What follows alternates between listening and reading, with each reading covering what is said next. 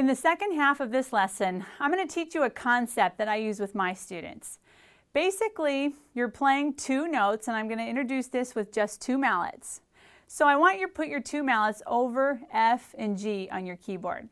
If you play these two notes in 4 repetitions consecutively with the proper piston stroke, it should look like this.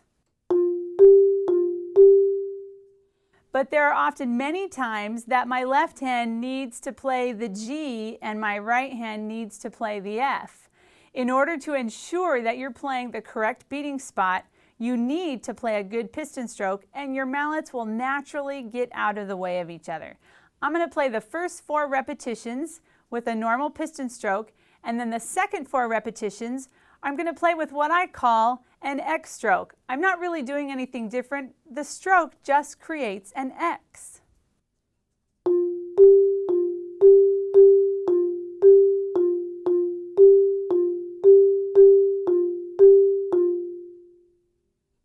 If you're playing with the proper piston stroke, your mallets will naturally get out of the way of each other. This happens a lot when you play any fast passage on the lower manual. You really want to be tempted to move one mallet out of the way of each other, and that's going to give you 2 completely different sounds with your mallets. So it's important you learn this X stroke concept with 2 mallets first, and then you can apply it with your 4 mallet single independent strokes. If you are one of those people that have perhaps played with 2 mallets and turned your torso and kind of got the right beating spot, you'll want to practice this concept when you pick up 4 mallets even more. You just can't turn your torso when you're playing with 4 mallets and expect to hit the right notes or the correct beating spot.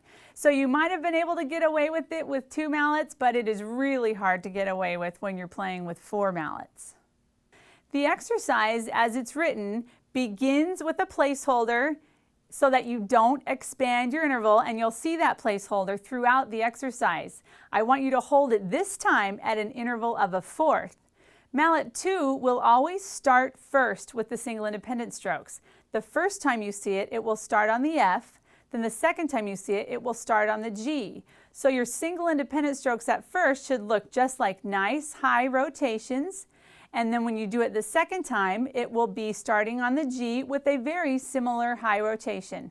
This will be a great exercise to just do 1 bar at a time for a while so you get comfortable with this stroke. Let me just play the first bar for you.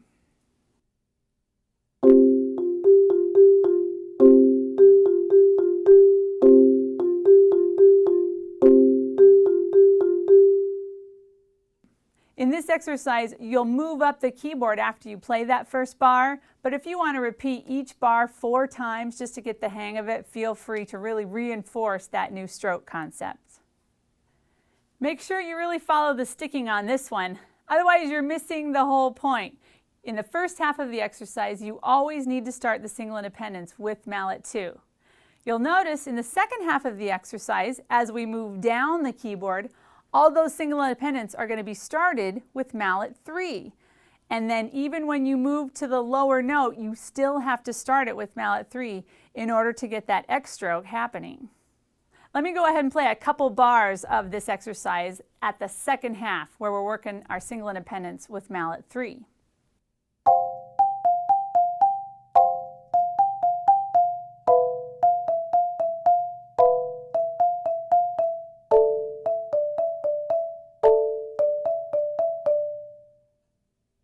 The placeholders that are located throughout these exercises will really tell you if you're playing your double vertical strokes correctly.